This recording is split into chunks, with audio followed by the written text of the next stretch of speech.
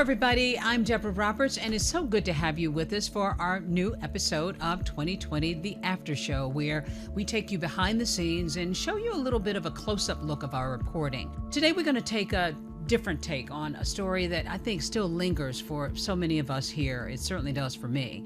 It begins with an image that we had in our piece for 2020 that is so hard to shake. A toddler wandering around a Louisiana parking lot clutching a pillow, and she's pointing to her mom's car when she is finally discovered, and inside that car is a purse, keys, and a lot of blood. In fact, the little 3-year-old had blood on her feet, and the child became what we called for our episode the Barefoot Witness, because sadly, she was a witness to something that was pretty horrific. We would later discover, as we were putting our piece together, that the little girl's mom was a popular school teacher. Her name was Lintel Washington, and at that moment, she was missing. Police began a search to find her, and days later, sadly, she was found dead, dumped in a drainage ditch. It was a heartbreaking story, one that I am still, I think, struggling to sort of piece together in my head how it could have happened. I spent time down in Louisiana in a sugarcane field where all of this played out tragically, and I met actually that little girl later on. This episode isn't just about how authorities solved the murder, though. It's about how the truth can come from even the smallest of voices, and in this case, it did from a toddler.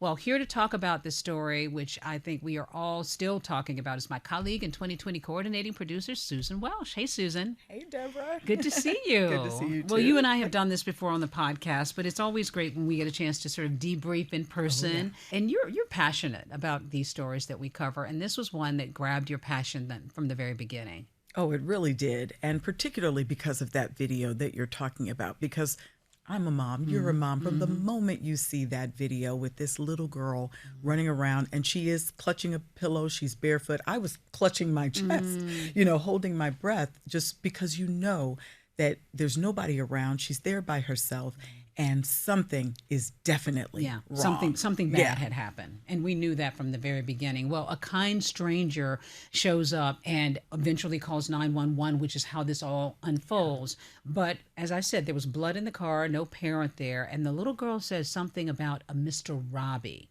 and that would be pivotal. But just the idea that she was able to talk about that. Tell me about your initial approach to this story, because on this podcast, we like to give people a sense of how these stories came together. Yeah. And you've got to contact family members to see if they'll talk about something that was just absolutely horrific and devastating in their lives. Then we have to tread lightly because there's a child involved. Give us a sense of how you approached this story once we knew we wanted to cover it. Yeah, I think that one of the ways we certainly knew we wanted to talk to the family and friends of Lintel, because so many of them just sort of, rallied around after we found out what happened and wanted to be there for her young daughter and just wanted to be there as family and friends. So we approached them and we really asked for them to share that story with us, to share what they were going through, what the daughter was going through, how she was feeling, and how she was coping at this point. Because by the time we did this story, she was 9 years old. Yeah. So many of them had just rallied around her to try and make sure she would be okay. And we wanted to make sure that we understood who Lintel was as well, to get a good sense of who she was, what kind of mom she was, what kind of teacher she was. And we found that she was so beloved, everyone really was willing to talk to us. And that's important, Susan. I want to talk about that. You got a delicate matter with the child here. So how hard was it for you to get the family to cooperate in the very beginning? We found Lintel's best friend, Melissa Mason.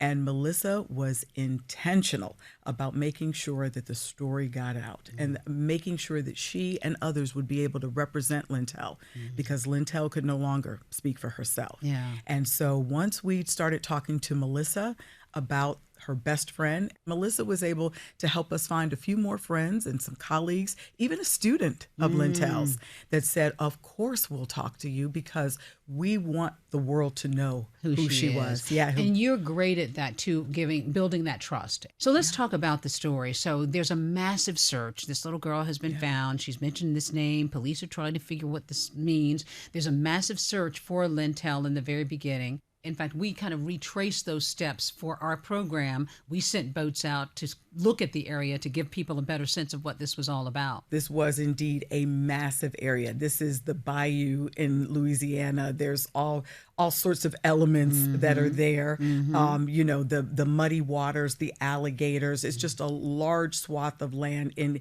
Iberville Parish down in Louisiana is where we were. This area was just massive, but it was also one of the places that we wanted to show you just how massive it was. That we got on a boat on the waterway, a waterway they called Whiskey Bay, to basically show us like this is where, unfortunately, this is where bodies get dumped. So this is one of the first places we looked, but we were able to sort of capture that by being on the boat and showing all that they were able to do when they were first doing the search. Yeah, and they did talk to us about that. So I went down there, and I remember looking at that in those sugarcane fields, and we found the area where Lintel's body would eventually be found, and I got a chance to see this place, and it was clearly off the beaten path. It is not a place that you would ever expect that somebody would have been, found, but she was. And police also made a very sad discovery, which is that she was pregnant. She was 5 months pregnant, and that would sort of factor into the investigation. Ronnie A. Bear took me out there to show me this location, and he talked about how remote it was. Let's take a listen to some of our conversation. Well, this is certainly off the beaten path. It is, really. It's you see all the cane they got, right? Right. And it's miles and miles of cane. Right. And I was assuming he had figured there's no way anybody will find his body. Would anything have led you back here just searching? Absolutely not. No, there's no reason to come back here. The only people that would come here would be the workers that raised this cane. So you got the call, and where had they found a body? Right up in this area right here. Right, this is going to dead end right here. The canal runs this way, and it also makes a left right here. Okay. And she was located right up in that area right there. The worker had been checking out the fields and stumbled upon this area. Right. She was right here in this area right here. And like I say, in that time they had some water in this ditch at that time, because it was to me it was a watery grave, and absolutely no disregard for her, just dumped it, And there was no question in your mind she had been dumped there. Absolutely, she was a transfer dump. Nothing on the scene showed that this was the actual the area where she would have been shot at. What was that like for this area? There had been this massive search, then they finally find this body. You don't always get to solve these cases. What was that like for you all? Well, it's actually a great relief for us, for the family, because I can about imagine, I keep thinking about that poor child. I mean, her mom's gone, and her family, gives them closure. Can never bring Lintel back, but at least they know, they can give her a proper burial. Investigators, Susan, would find a sandal that would match Lintel's sandal, so they would eventually be able to conclude that that was her body that they found. It was a really horrible scene, and he remembered the muddy conditions and trying to find it out there. And it was sort of perplexing when they talked about if somebody wanted to get rid of a body, this was a place to dump it. And I guess if they hadn't conducted this massive search, her body could have just been buried out there for a long time and unrecognizable. Yeah, no, that's very true. I mean, because as you pointed out, this was a remote area. So I think what struck everyone is that clearly whoever did this did not want Lintel to be found. I remember her friend Melissa once again saying, we were so afraid if she was out there because she'd be eaten up by the alligators. It was just like that imagery of what would happen to her out in the elements. So they felt very strongly if they didn't find her soon, you wouldn't find her. Yeah, well, we're going to tell you more about how they found her. And then ultimately, I was able to talk to that little girl who was actually growing up. And I'm going to tell you more about that. We're going to sneak in a break. And when we come back, we'll talk more about the Barefoot Witness and what she told police and what she told me. So stay with us.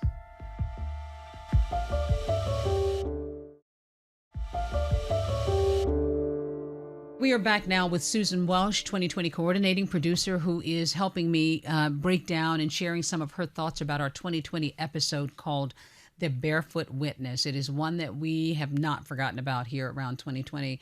Beloved teacher Lintel Washington was found shot to death after her young daughter was seen wandering along in a parking lot with blood on her feet. Police would eventually find her mother's body, sadly, in a field. The little girl, though, revealed some clues, repeatedly saying, as I said to Susan, Mr. Robbie. And police were trying to piece that together. Who is Mr. Robbie? And let's talk about how that play. I mean, this 3-year-old kid is able to give a little bit of a major clue in this investigation. Yeah, absolutely. She put Robert Marks right in the center of this case. The assistant principal. Robert Marks, the assistant principal of the school where Lintel worked. That's right, because there was no DNA and there was no weapon. But once they spoke with the daughter, this little girl, they realized, oh, there is someone that we should be looking at. And she kept saying Mr. Robbie.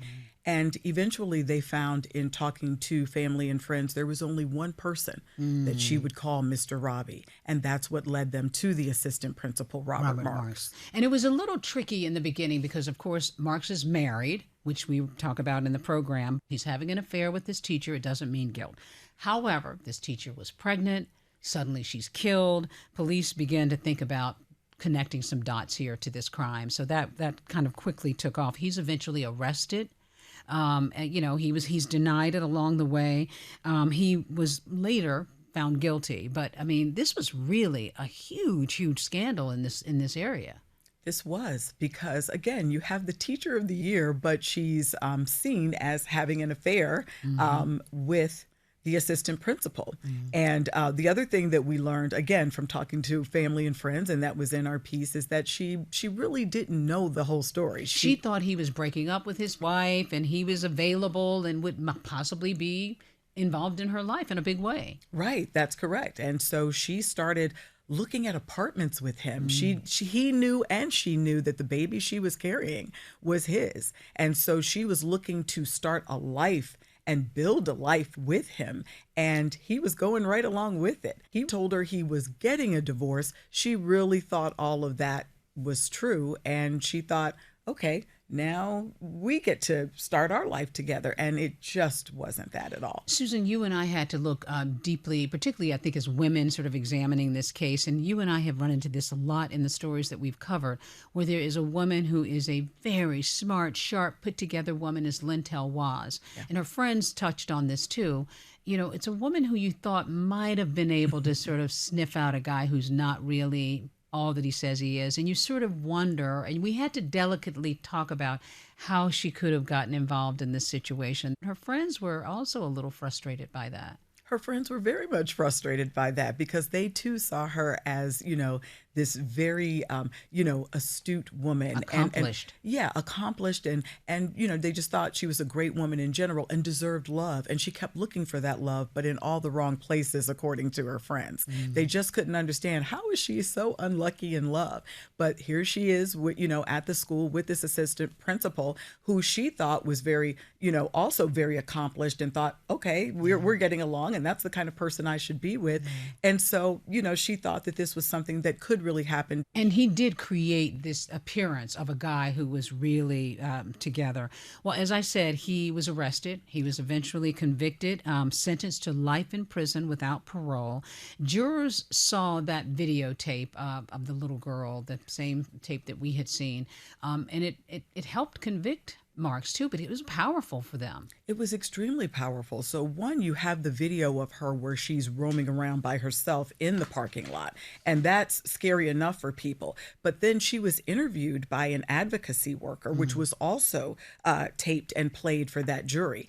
And we spoke with a couple of the jurors, and they said to us that, wow, for a 3-year-old child to be so calm and collected, composed, assured of what she was saying, and so clearly articulating what happened to her mom, they just couldn't look the other way. They had to look at that and go, she knows what she's talking about. She knows what happened that day. And that's really what helped them determine that Robert Marks was the one. Yeah, for her to be able to help resolve this case that involved her mom at such a young age. The family let us speak with the Barefoot Witness, this little girl. Don't go anywhere because I want to talk about that. We're going to take a break here, but when we come back, we're going to share updates on her family. So don't go anywhere.